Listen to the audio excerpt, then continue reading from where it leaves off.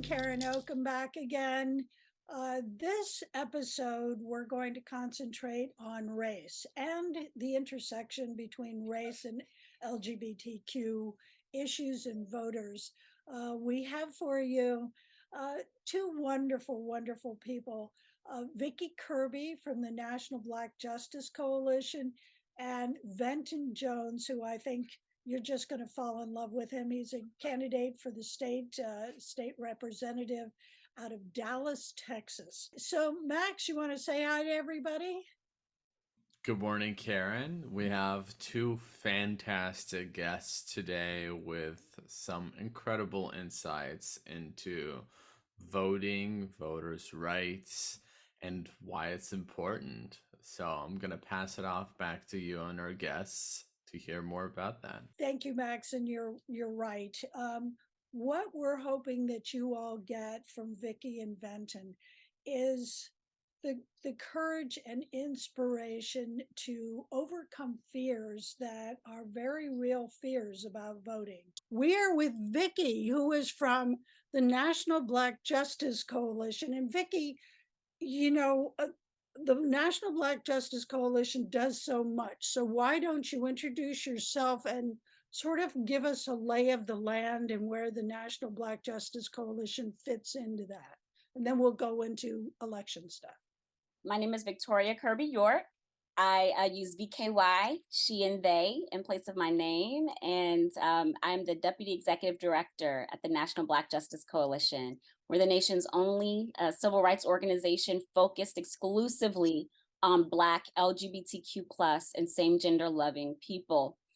And so elections are incredibly important to us. You know, a lot of our people are really afraid to vote.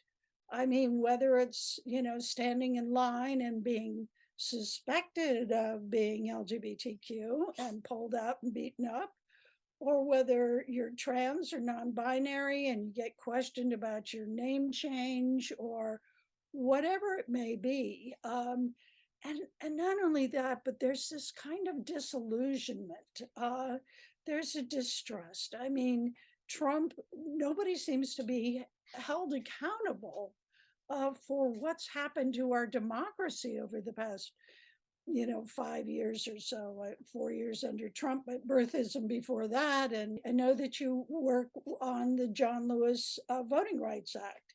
If you could talk to us a little bit about the history of people seeking the vote and what they went through, including John Lewis, who I had the privilege of meeting at the White House during an LGBTQ event, actually, and sort of encourage people and provide some context about how important it is to be self-empowered with this right to vote, because we need all hands on deck, to change metaphors. We need everybody to turn out. This is important. So I yield the floor to you. Yes. Well, to start off, when we look at our Constitution, as it was originally written, the only people that began with the right to vote were land-owning white men. And so there has been a huge fight for centuries to continue to add those who are exempt and excluded from the right, to have the opportunity to have representation that represents the issues that you care about and the policies that you need to improve your life. That included pushing to get the right to vote for folks who were enslaved and considered 3/5 of a human, like my ancestors. It then also included being able to win women's suffrage, which we just celebrated the 100th anniversary of, which still didn't include all women because there were still barriers that were being put in place. We've had constitutionally these rights, but if you don't have access to the right, it doesn't matter what's on paper. It matters what's also in practice. And so when you look at the civil rights movement and the work of leaders like John Lewis and so many others, the advocacy they did to walk across the Evan Pettus Bridge, to have that long march to Selma where people were sprayed down with water hoses, had dogs, biting them, were beaten with police sticks and worse. There are people who lost their lives in the fight to vote. The remembrance of Bloody Sunday is a celebration now, but 47 years ago, the violence of that day shocked the nation. You are ordered to disperse. The tiny Alabama town of Selma was the focus of a voting rights campaign, and it met with great local hostility. On a Sunday in March 1965, it exploded into state-sanctioned violence when protesters tried to march from Selma to the state capital of Montgomery. John Lewis was 22, a follower of Dr. Martin Luther King. Lewis was one of the two leaders of the march that fateful Sunday. He was beaten, trampled, and tear-gassed when Alabama state troopers charged the marchers at the foot of the Edmund Pettus Bridge. I thought I was going to die. I thought I saw death. But this weekend, John Lewis, now a long-serving member of Congress, was back on the bridge. Older now, but still determined. I think it's important for those that was not even born, not even a dream, to know what happened, know the price that was paid. The only thing I did, I gave a little blood that day. Although there were protections that were given in the Voting Rights Act of 1965, in 2013, the U.S. Supreme Court gutted those rights with the Shelby decision. And part of what they gutted were the protections that ensured that the access to the ballot were unfettered. And so the John Lewis Voting Rights Advancement Act would help to put back in place those pre-clearance requirements and update the maps of districts that are required to submit paperwork before Department of Justice, because it's not the entire country, it's pockets of the country that have a history of discriminating against marginalized communities. What do you say? Do you have a program to help people find out how to vote or to overcome their fears? Or what are you all doing, or what do you suggest? Yes, if you go to www.nbjc.org,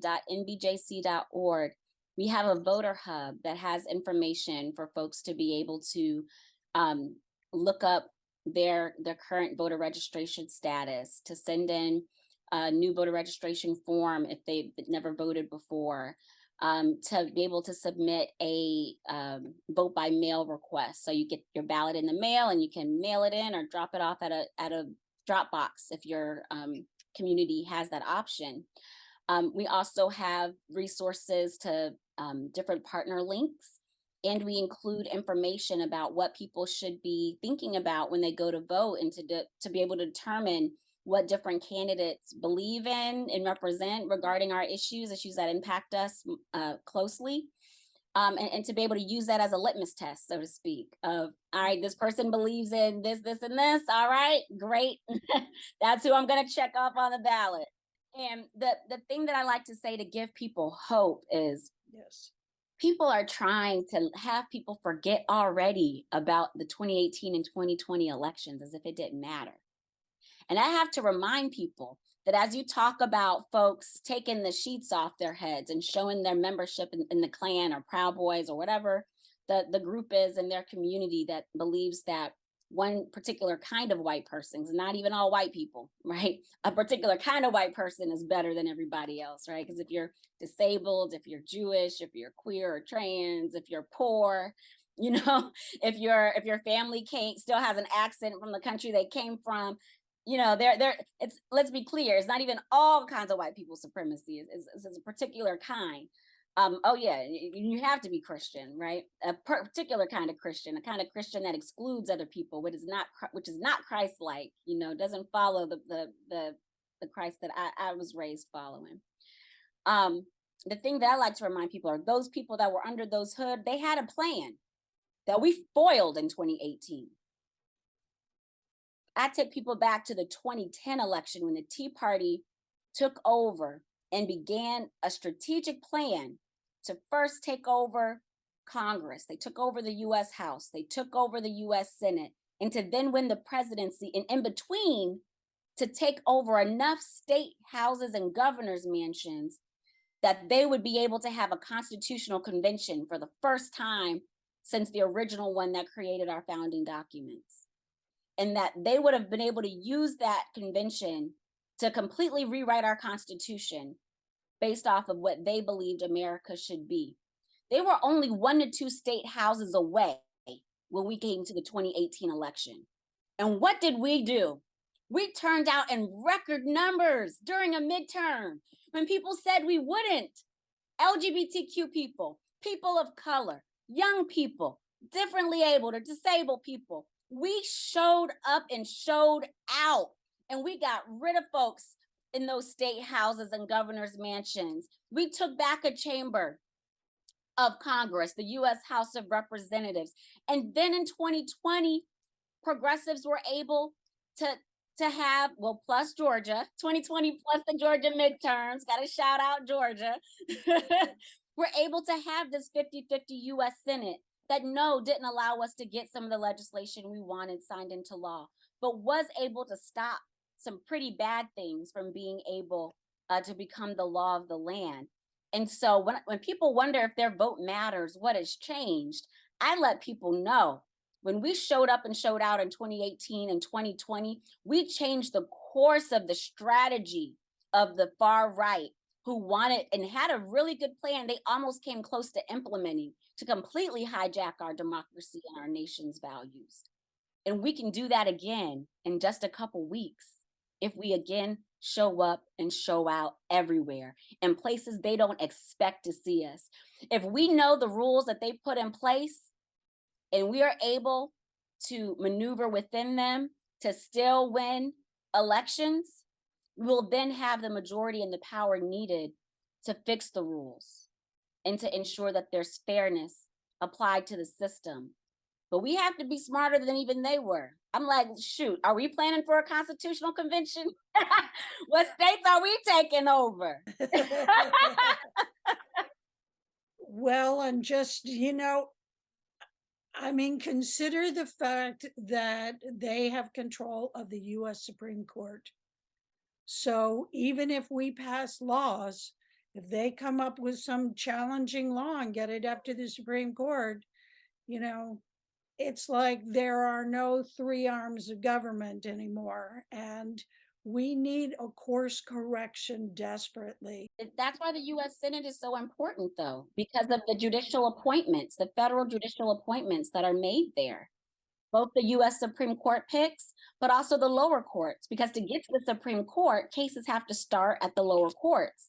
And so having a US Senate that's not just 50-50, but has a surplus of people who think, and it can be of all parties. There are Republicans that want to get this John Lewis Voting Rights Act passed. We need to make sure if there's a Republican that's voted in your state, that it's a Republican. That's why primaries are important.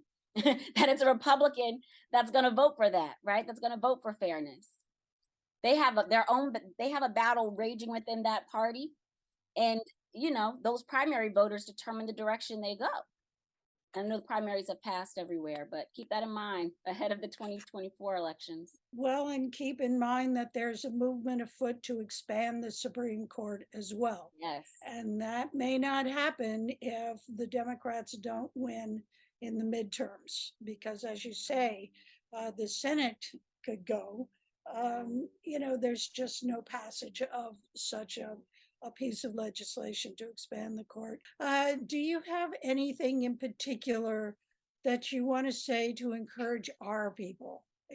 Our people who are inspired by you, but still afraid. It seems to me that, like death and taxes, the vote is one thing that makes everybody equal. Yes. And it is an incredible power to assert. And people died to give us this right to vote. It's responsible to our elders. It's responsible to democracy, to our country, and to ourselves. And to our future. I have a 5-year-old, and I want to make sure that the country is left in better shape for her than it was for me. And the thing that I encourage folks to think about to help kind of say, release some of the stress around fear, because those fears are real. I meet with folks from the Department of Justice, the Department of Homeland Security, and I regularly bring up the issue of voter intimidation. Because my ancestors, and my current relatives live in rural communities where they were threatened. My grandparents were threatened when they were, younger, about voting and exercising their right to vote.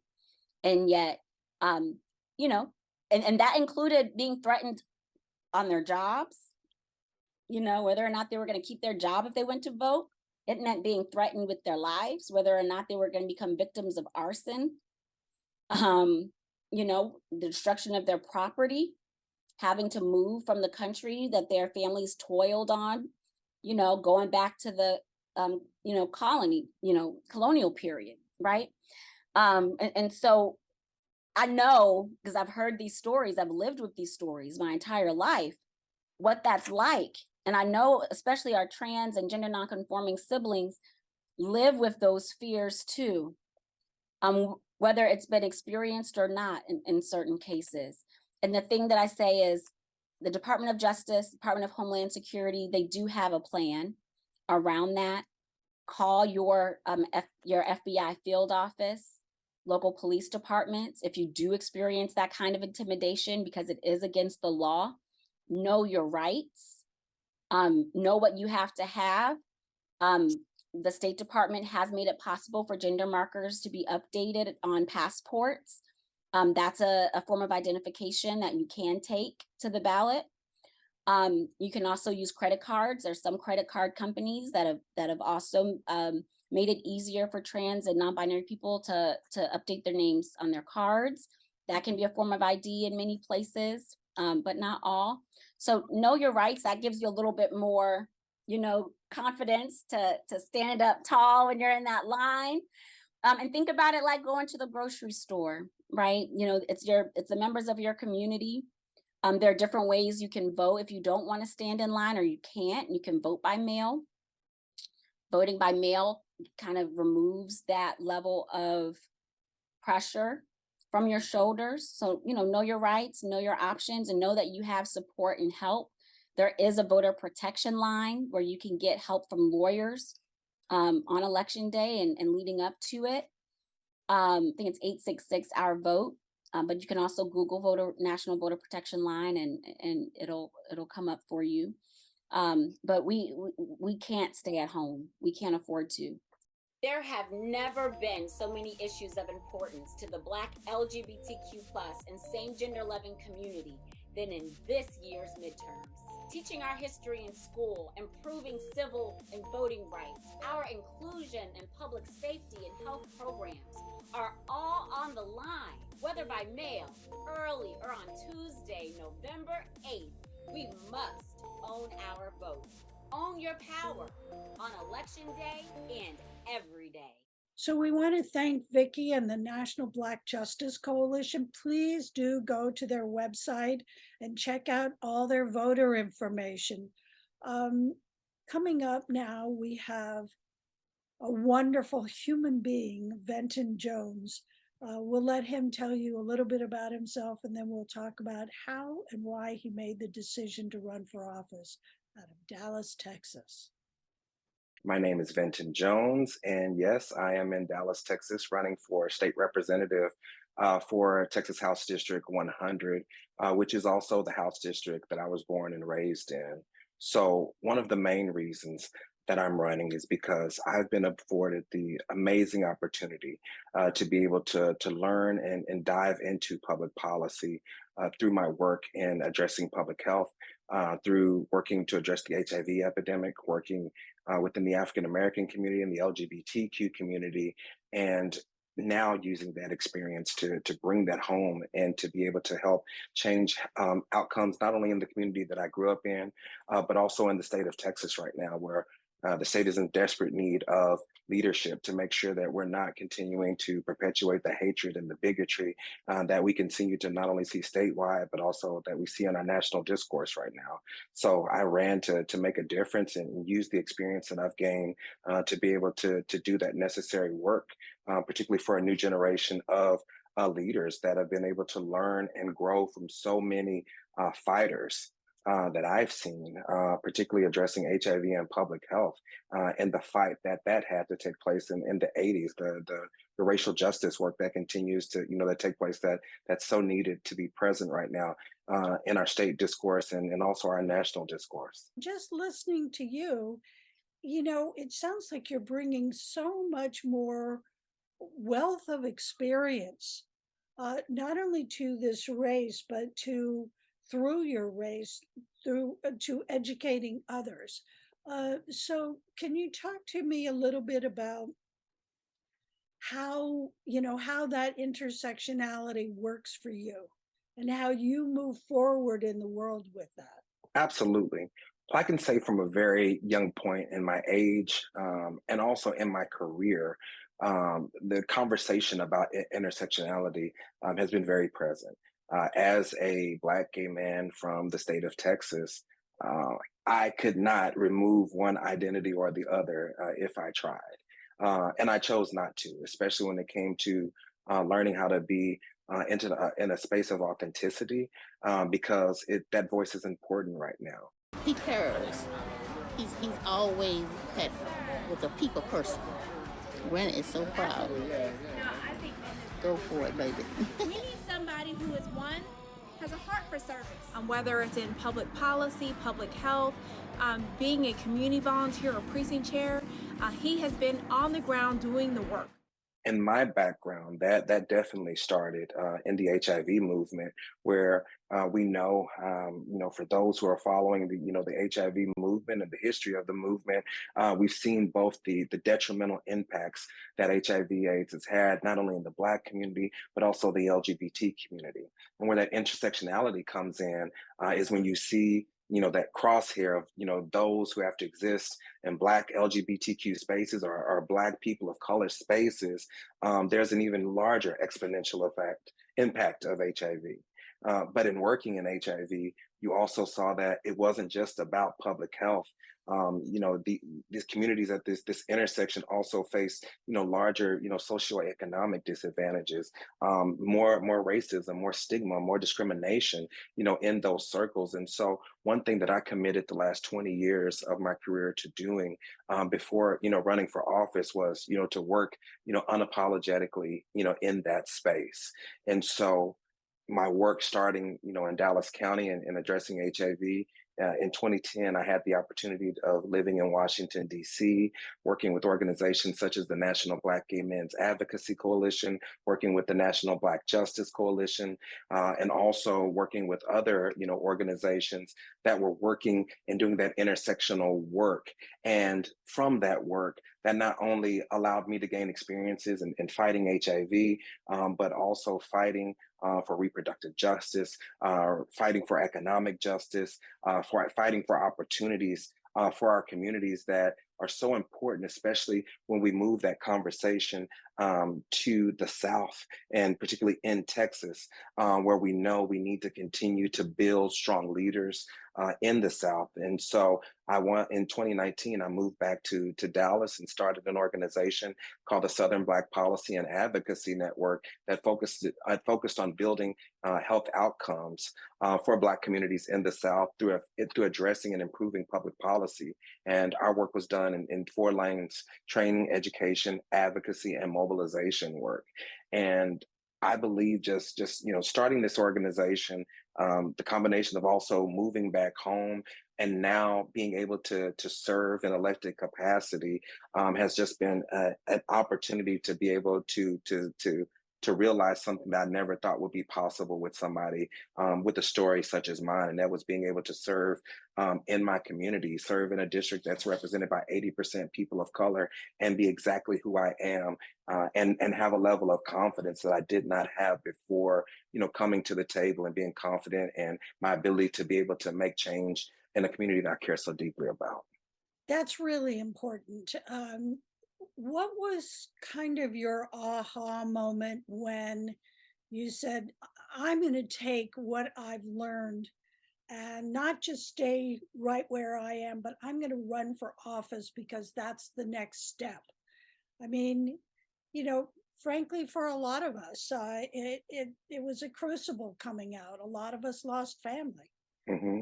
and friends and jobs. And, you know, it was like, do I stick with my integrity, with my authenticity, and go forth in the world, do not try to cause any trouble? Or do Hmm. I, like John Lewis says, make some good trouble? And that starts with me coming out and being authentic. What was your aha moment when you decided, I'm going to risk running for office in Texas? I would say that aha moment came in waves. And when I would say from my time of I've been HIV positive for about 15 years now. And I remember the day that I found out. And I I honestly had to really reconcile in my head and in my own, personal space. I need to develop the ability to love myself if everybody turns their back on me. Because this is what I've been told that as a Black gay man living with HIV, what would happen. And from that day, and it was, a day at a time, a day at a time, a day at a time. And that was really that moment when I woke up that next day. I'm like, okay, I'm still here. The next day, I'm still here. And that's important because even around the time that I became HIV positive was also around the time that I was also navigating coming out. I was 23 years old. And that was just 2007 was a very rough year in my life. And I just started from there, um, taking it, one day at a time. It was always important that no matter what happened with where I was able to go, what I was able to do, the time I was able to spend in Washington, D.C., it was always important to be able to come back. And so when I had the opportunity, again, to move to Washington, D.C., to be engaged with public policy, to meet President Obama, there were so many things that were just changing the way that I saw the possibilities. Because for so many, this happened with me, but I think with so many LGBTQ people, particularly Black LGBTQ people, to be out is to end your career, to end the opportunities. And I made that call a long time ago. And what I learned is the more that I told my story, the more that I used the trauma that was happening around coming out, the trauma that was happening around, being a Black man, now continuing to be an adult in the time of Trayvon Martin, in the time of, all these different things where you're seeing Black men being killed in the streets, where you're also on this other side, the LGBTQ community side, also having to fight for things like the Equality Act, surviving, the Obergefell decision to be able to have gay marriage and to now have this very real conversation around that being taken away. I think that this moment was so important for me to be able to do something that I learned when I was working in Washington D.C. at the National Black Justice Coalition, and that's a mantra that the organization has called "Own Your Power." And my power, as exactly who I am, was something that was immense. And I wanted to be able to use that to be able to make impact in my community, use that to be able to help other young Black LGBTQ people, navigate the spaces that they should be in. They should be able to have a safe family. They should be able to have a safe community. They should be able to have schools where they're not harassed. Families should be able to make the decisions that they need to make for their kids, especially to prevent them from committing suicide when we know and we see um, the violence that happens not only in public policy but also in our minds when we're programmed as young LGBTQ kids that we're not enough and that we don't have agency to be able to own the spaces that we're in and still be able to love and care for who we need to be able to care for. And so in that moment, all those things were happening when it was time for me to run for office. And also, coming out of COVID to where we had no choice but to sit in our living rooms and watch, the world play out. I know for so many of us before that, it was, flight after flight, meeting after meeting, conversation after conversation, particularly those who have had to continue to fight since the Trump administration, really came into power. And so to be able to be still in 2020 and still see what needed to be done coming out of COVID. Well, I mean, we come in and out of COVID, but at the time I announced this campaign, all those things were going on, and I made the decision to run because, particularly for this House District office, this seat doesn't. It's elected every 2 years, but the fact is that in the last 5 years, this election would make the fourth state representative in this seat. And so I felt I was uniquely positioned, not only as somebody from the community, but somebody with this training to be able to serve in this role, and not just serve in this role, but be committed to serve in this role for a long term. Because when we talk about what needs to happen in Texas right now, we need to be talking about strategies that's going to take longer than an election cycle to change the narrative for Texans right now, changing the majority, the super majority that we have over the state right now, changing statewide leadership that we have right now. And ultimately, this conversation and narrative about turning Texas blue has to be something now that we look at from more of a midterm to long-term strategy. And that includes making sure that we're mobilizing voters, we're mobilizing communities in a way that we've never done before. And for me, that was important to be able to do, not only within the LGBTQ community, but also being able to mobilize Black and Brown communities and the communities that, that's made up home for me for 38 years. That's some inspiration right there.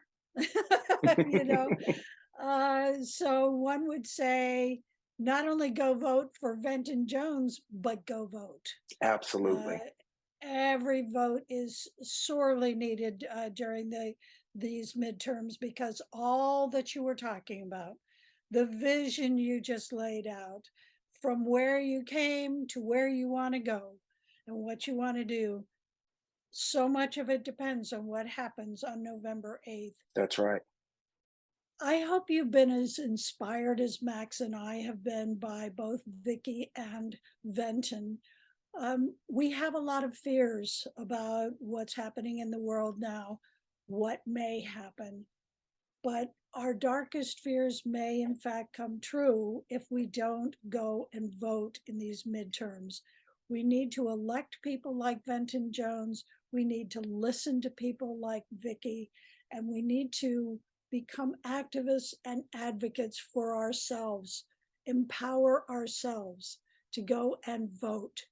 Because if we don't do it for ourselves, who can we count on to do it for us? We need to inspire ourselves and get off the couch and go vote and make change happen. Thank you very much. See you next time.